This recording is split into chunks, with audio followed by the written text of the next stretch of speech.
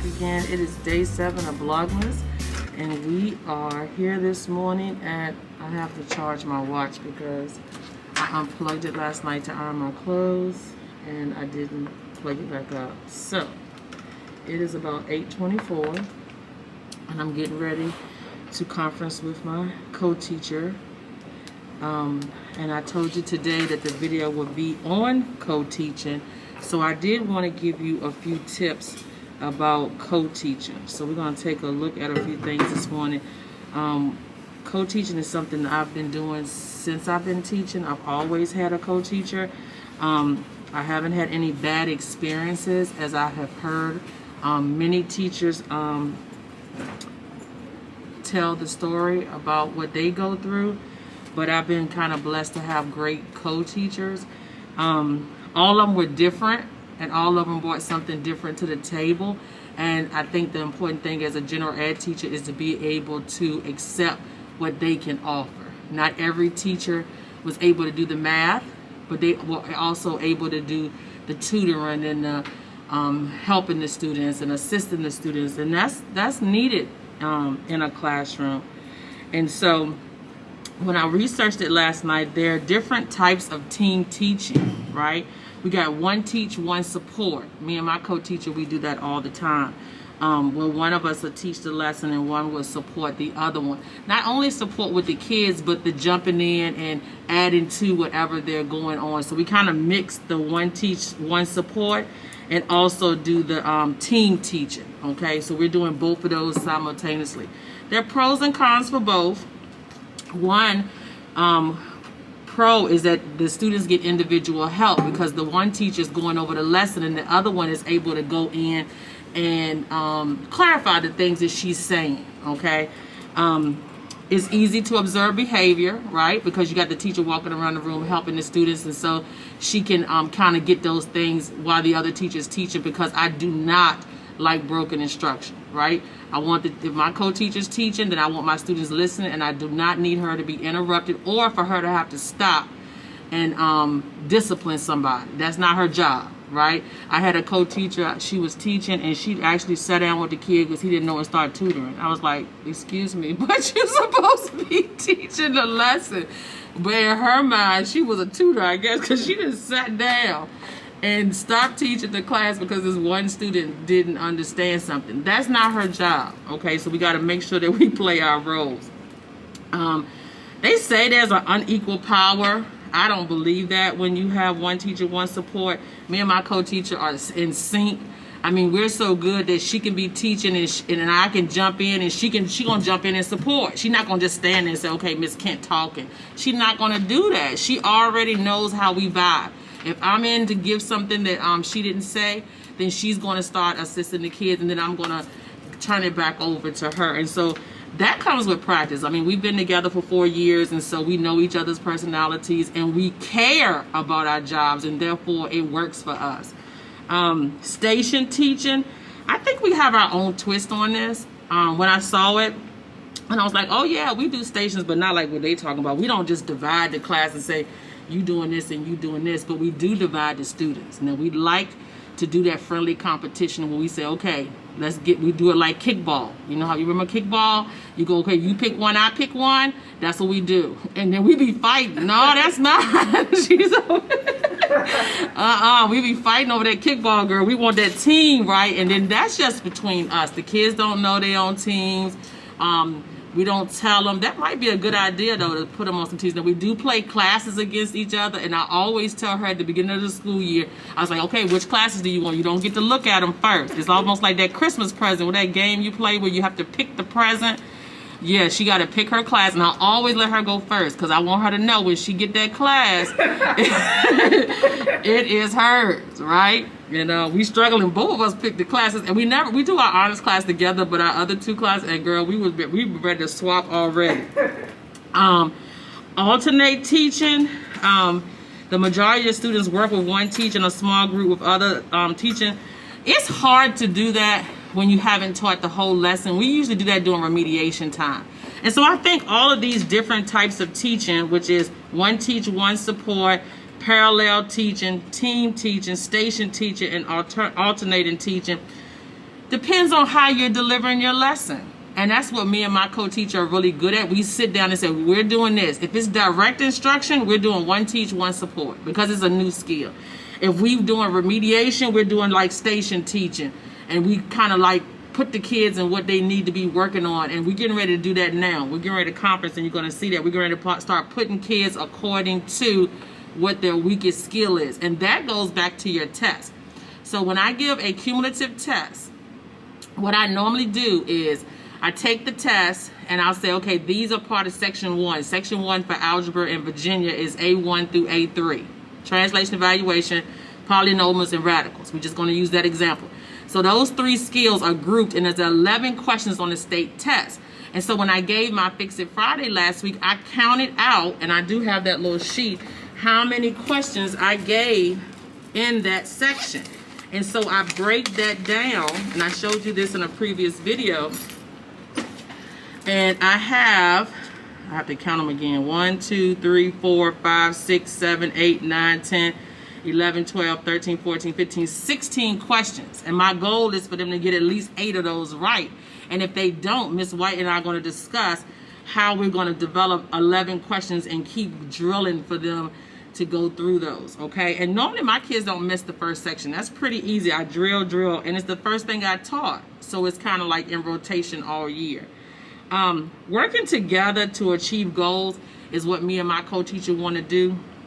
And so because we're on the same page and we want to have the top scores in the district and we want to be the best, and we also want to be known as a great team and a model for other co-teachers and general ed teachers, it works for us. I think the most important thing that you got to do is get rid of your ego. This is not my classroom. I ain't paid for it, so it's not my room, right? I even call her. Now, she might not come up in the summer, or she may not be, because she lives, her family lives out of town, but I'm including her when I'm decorating. I even thought about her when I made the room. I said, here's your desk, and I got a little shelving unit for you so you can put your IEP stuff in. And think about her when I'm fixing this room, because it's our room. It's not my room because I'm the general ed teacher. It's our room. And so the first thing you have to do is understand that you are team teaching. And teamwork make the dream work. That's me and her philosophy. We believe in it. We don't have any egos. If one person says something while the other one's talking, we stepping on each other's toes. We don't do that. And I'd be like, my bad, because she knows that I don't have any malice in my heart for her, all right? And so those things are not even an issue. So what I want you to do is look at your situation, look at how you and your co-teacher are coexisting, and then figure out what you can do. And you have to conclude them. They may not develop the lessons. I'm the math expert. She is special ed. She's here to help the students, especially with all those emotional and all those kind of issues. Like, she has a psychology degree, not me. And we play our position. So yeah, I create the lesson, but I'm asking her opinion throughout of it and giving her input now that we've taught for 4 years, right? And then I'm going over and giving her an answer key. Yes, she can work the math problems. That's what made me want her in the first place. So we're going to jump into our meeting right now. And so we just hope that anything that we say can be beneficial. Make sure you drop a comment on any questions you may have, any comments about our team teaching. We're always looking for suggestions. And so I'll check back with you all later. So Ms. White, we did have the parent meeting yesterday. They didn't say much. They just kind of wanted to see where she was at and what she was working on. So I showed them the folder. Her test correction was like amazing because she stayed after school and she got them done. I told her mom that she only got like 9 right on the first test. So what we're going to do is we just kind of came up with a plan and what I want to do for all the students. So I told her that, I look at the questions according to the sections. Mm-hmm. So when she took the test yesterday, because they got to finish up their test and she stayed after school, we're going to look at each section and see how many she got right. And so we're going to have the kids evaluate themselves. And then we're going to start giving lessons because, we're on the last skill according to what they missed.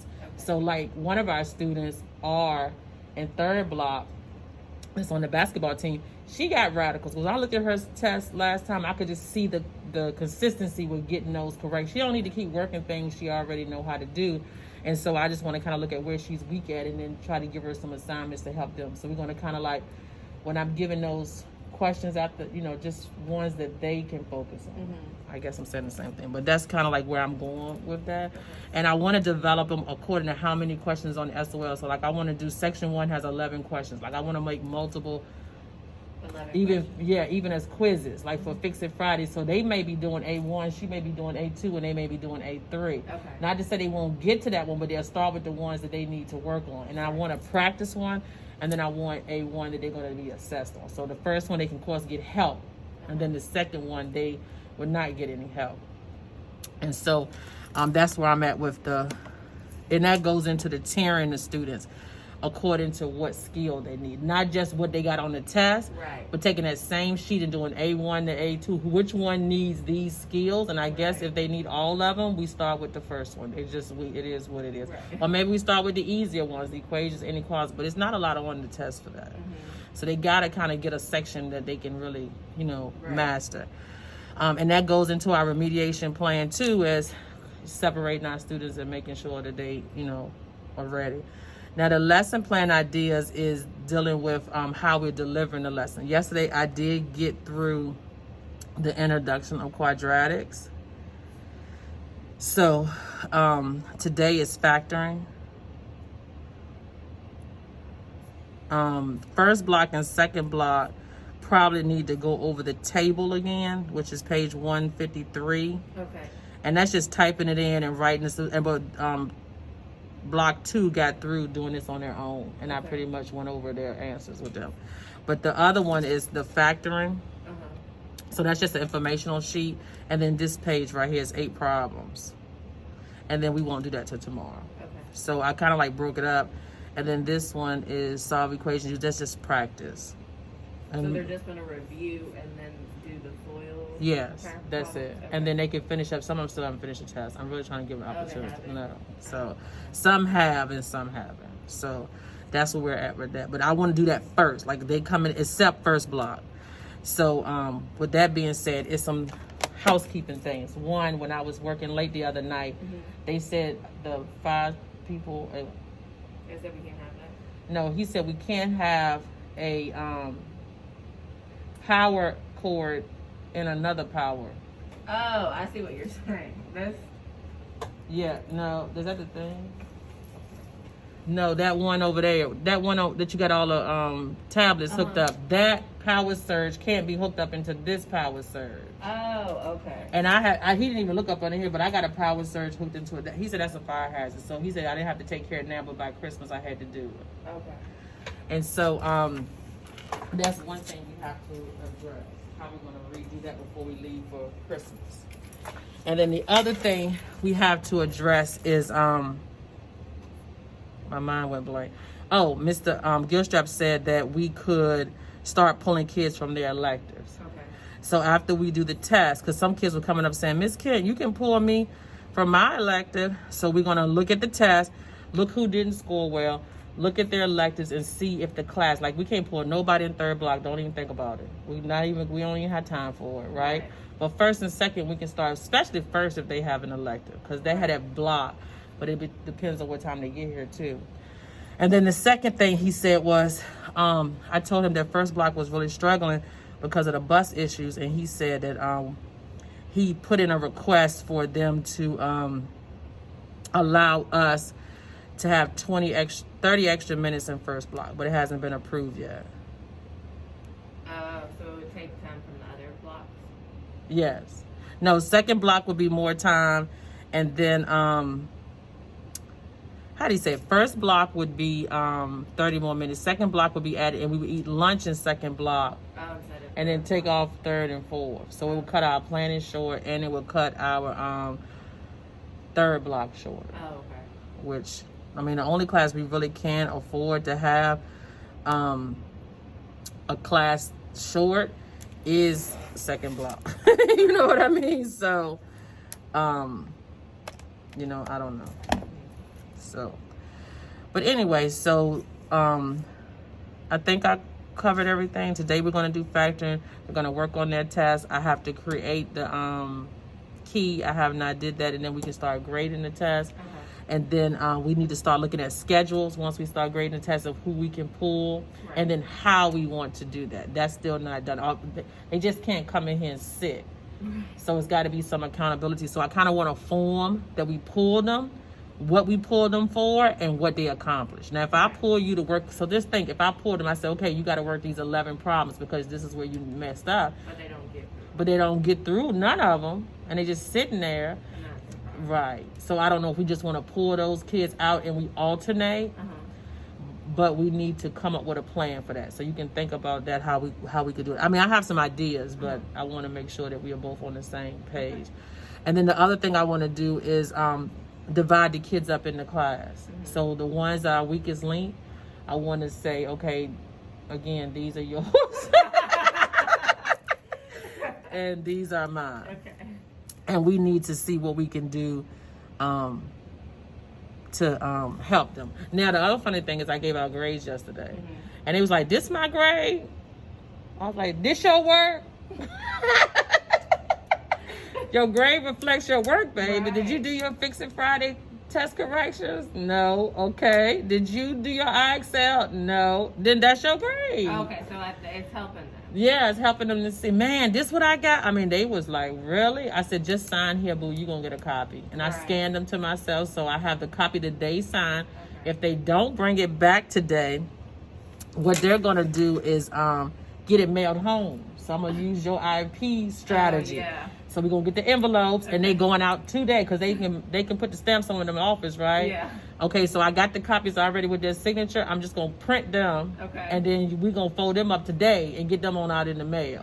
Okay, tomorrow. Like, we're not playing with them. Okay, because these grades are real. Right. I mean, we had 1A in second block. Oh, wow. And he stepped up to the plate, C. Cedric? No. Oh, the other one. The other one. Yeah. So the rest of all the A's was C's. Oh, wow. I mean C's, but they didn't do their test scores was lower. And I'm not giving no fluff grades, I told them. So you need to step. So it's a raw score. This is where we at. But he looks at the strategies. I've been watching them.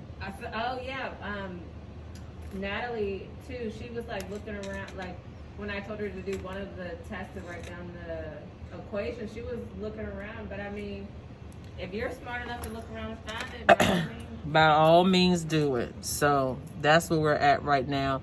And so I thought that was funny that they were well, at least they are starting to utilize. Right, so that's what I said. So did you have anything, or I just want to make sure I covered every thing, because I told you what Mr. Gilstrap said. I told you about the tutoring and remediation. So I think that's it. I think I'm good.